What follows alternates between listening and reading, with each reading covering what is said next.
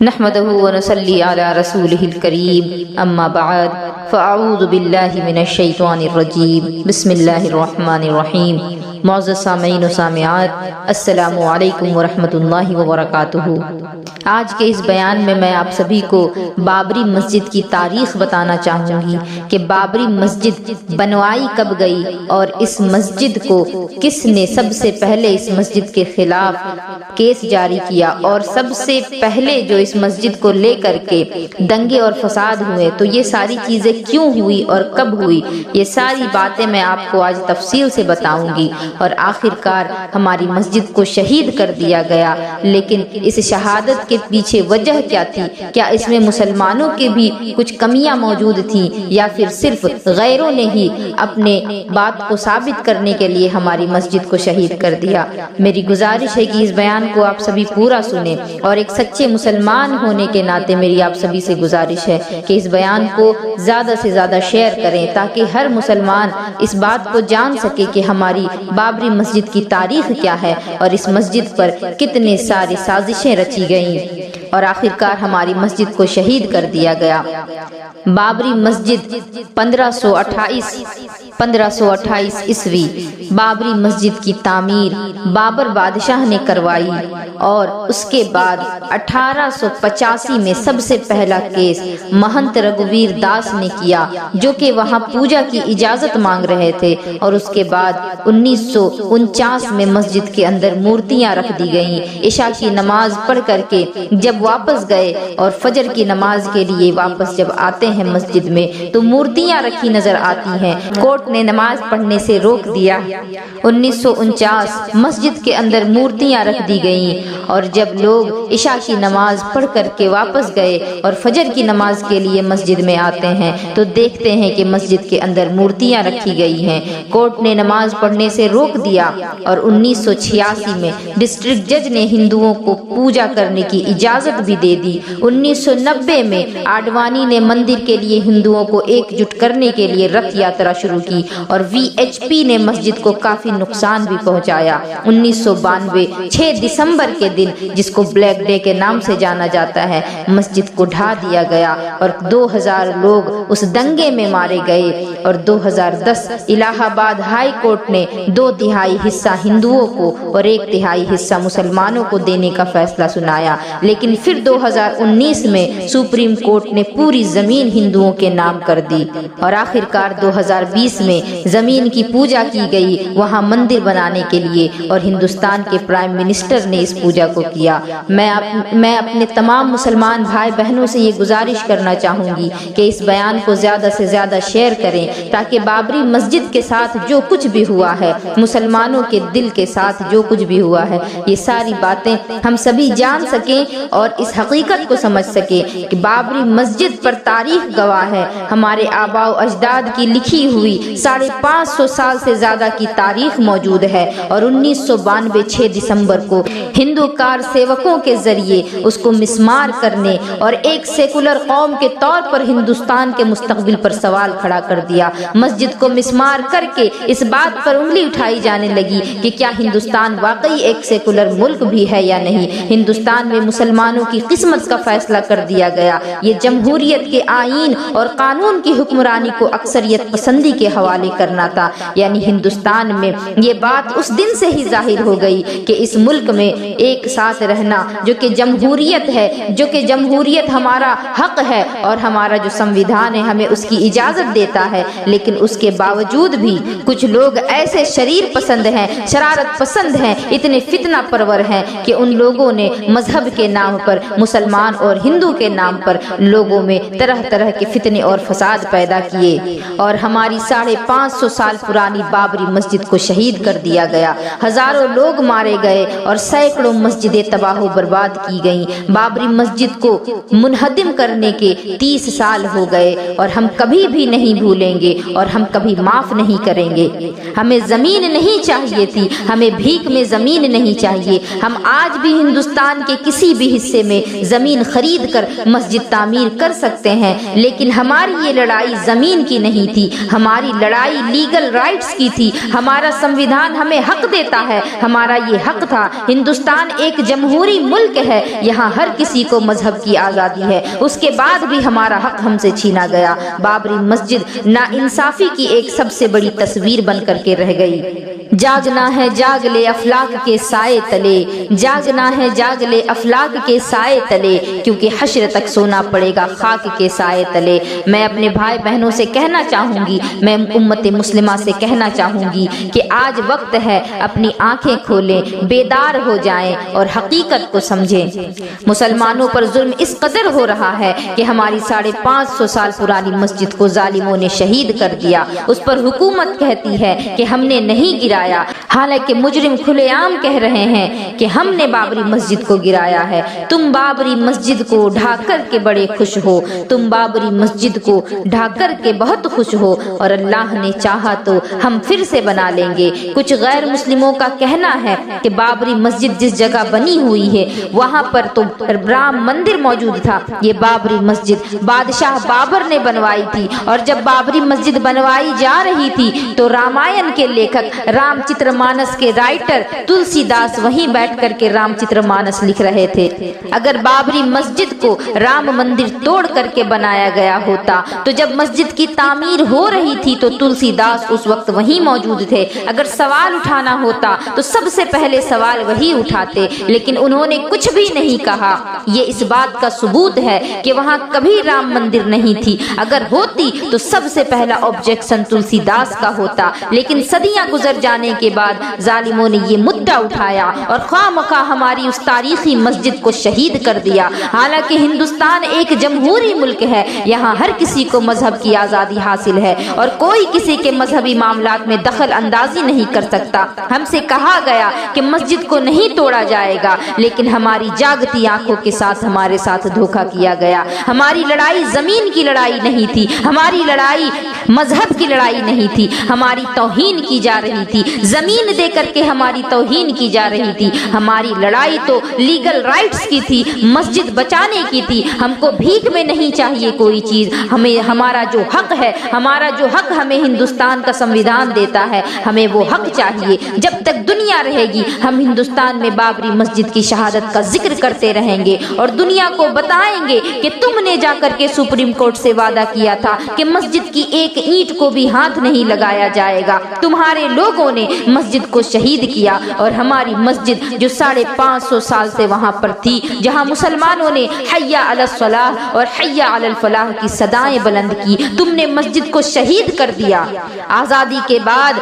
ہماری مسجد کے اندر مورتیاں رکھوائی گئی، آزادی کے بعد سب سے بڑی اگر کوئی بابری مسجد کو لے کر کے ہوئی، عشاء کی نماز کے بعد جب فجر کی نماز کو گئے تو مسجد کے اندر مورتیاں رکھی ملی۔ آپ نے ہم کو اندھیرے میں رکھ کر کے ہمارے آنکھوں پر پردہ ڈال کر کے اس کے تالے کھلوائے، اور 6 دسمبر کو یہ کہہ کر کے بابری مسجد بچائی جائے گی، ہماری اس تاریخی مسجد کو شہید کر دیا گیا۔ ہم اپنے بچوں کو سکھا کر کے جائیں گے، اگر دنیا سے جائیں گے تو بتا کر کے جائیں گے کہ بابری مسجد ہماری تھی۔ اگر ہماری سسکیاں باقی رہیں گی تو ان کا کلمہ بھی پڑھیں گی اور کہیں گی کہ بابری مسجد کی شہادت کو یاد رکھو، مسجد کے لیے نہیں بلکہ انصاف کے لیے، رول آف لا کے لیے، قانون کی بہتری کے لیے، کیونکہ 6 دسمبر 1992 کے دن ہماری مسجد کو شہید کر دیا گیا، تب سے ہندوستان میں 6 دسمبر کے دن بلیک ڈے منایا جانے لگا۔ آج میں مسلمانوں کو یہ پیغام دینا چاہتی ہوں کہ اپنی تاریخ کا مطالعہ کرو۔ یہ وہی امت ہے جس نے 313 کی تعداد ہوتے ہوئے بھی لاکھوں دشمنوں کے لشکروں کو مار گرایا، اور پھر آج تو تمہاری تعداد کروڑوں میں ہے، تمہارے پاس ہر چیز موجود ہے۔ بیدار ہو جاؤ قوم مسلم، اپنی ضمیر کی آواز پہ لبیک کہہ کر کے آگے بڑھو اور نعرہ تکبیر سے دنیا کو ہلا دو،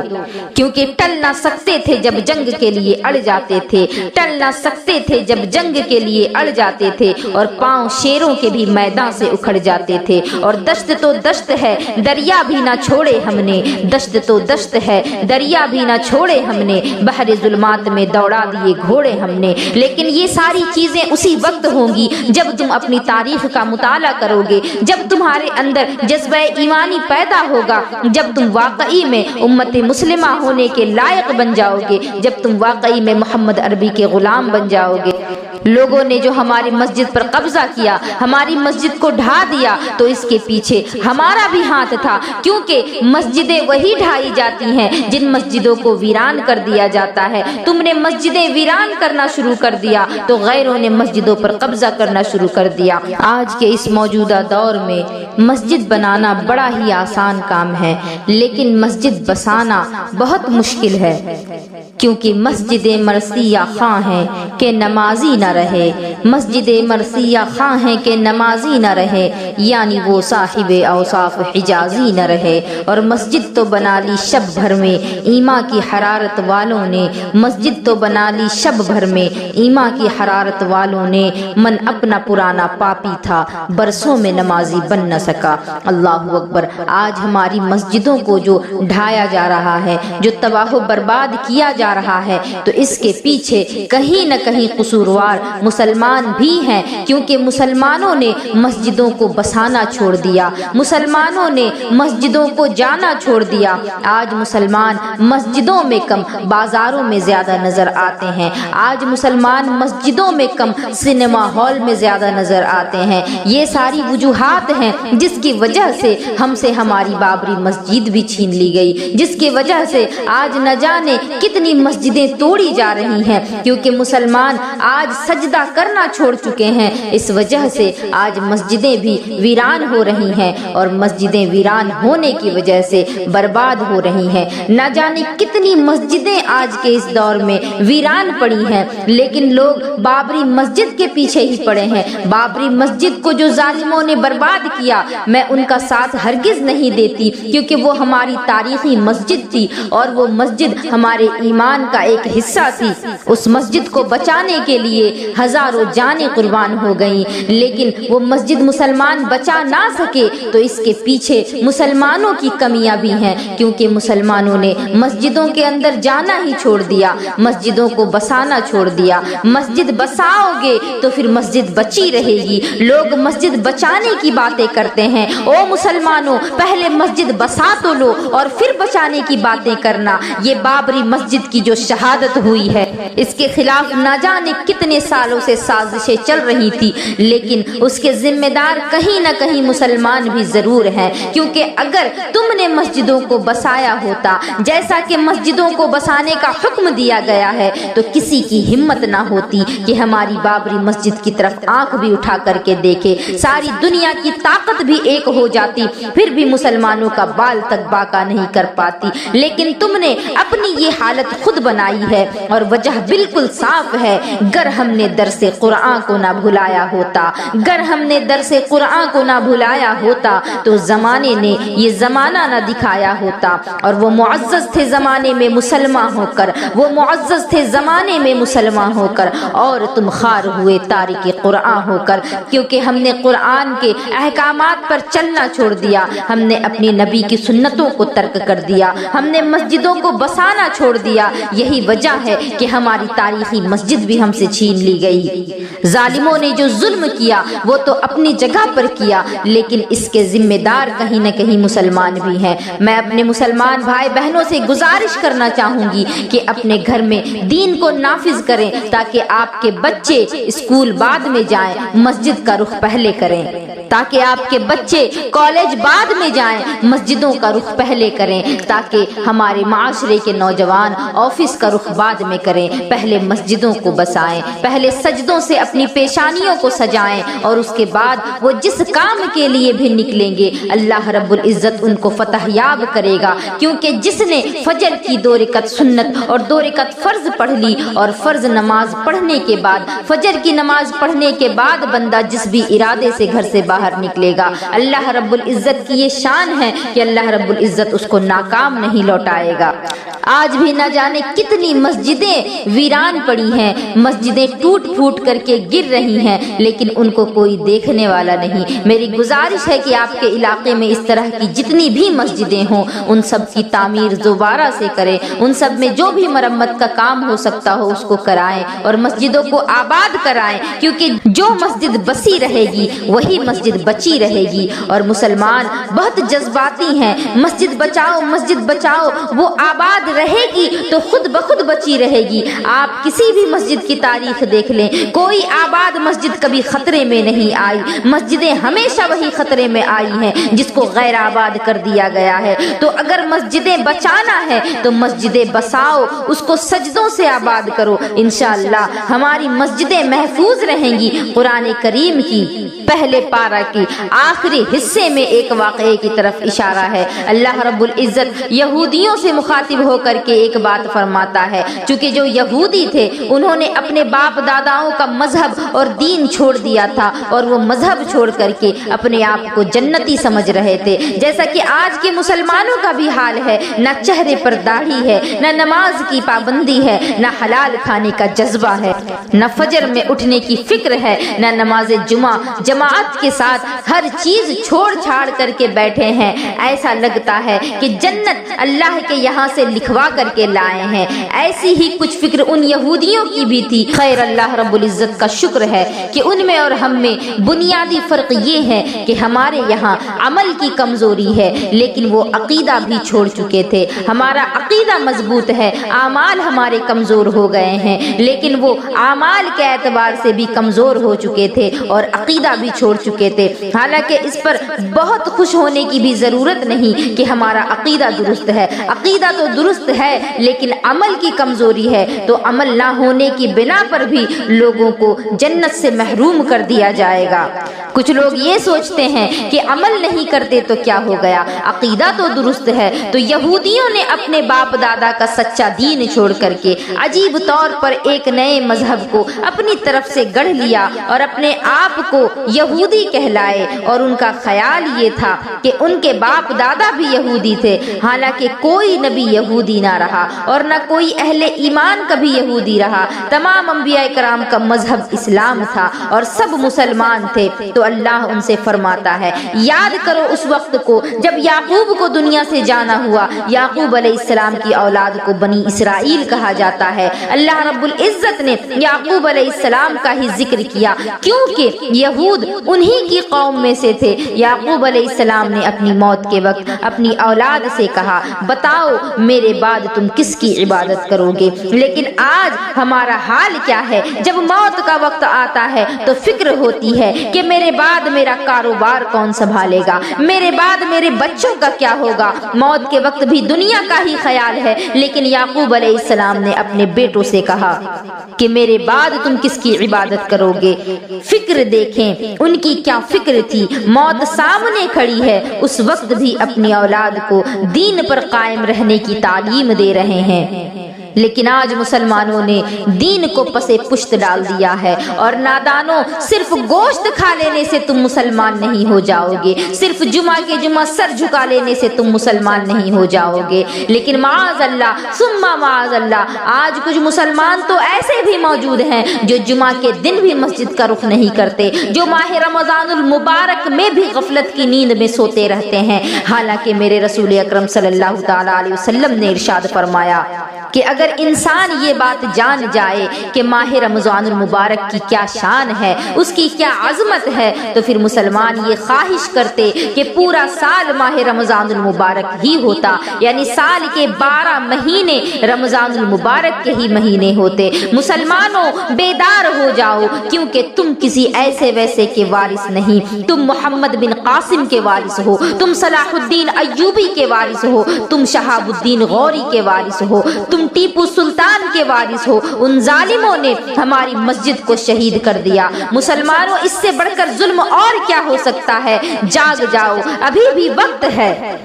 کیونکہ اگر آج تم نے اپنی آنکھیں نہیں کھولی تو جب تمہاری آنکھیں بند ہو جائیں گی اس وقت تمہاری آنکھیں واقعی میں کھل جائیں گی اور حقیقت تمہیں نظر آنے لگے گی۔ لہٰذا میری گزارش ہے، میری اس بات کو، میرے اس درد دل کو اپنے دلوں پر اتاریں اور میری بات کو دنیا کے کونے کونے تک پہنچائیں، ہر ایک مسلمان تک یہ بات پہنچائیں کہ مسجدیں بچانا، سب سے بڑی بات یہ ہے کہ مسجد اس وقت بچے گی جب مسجد کو کو تم بساؤگے۔ اگر تم نے مسجدوں کو بسانا چھوڑ دیا تو پھر تم بچانے کا خیال ہی اپنے ذہن سے نکال دو، کیونکہ مسجدیں بچی رہیں گی اسی صورت میں جبکہ وہ بسی رہیں گی۔ اگر تم نے مسجد کو بسانا چھوڑ دیا تو پھر بچانے کے لیے تم چاہے کچھ بھی کر لو، چاہے تم کتنی ہی طاقت کیوں نہ لگا لو، چاہے ساری دنیا کے ساتھ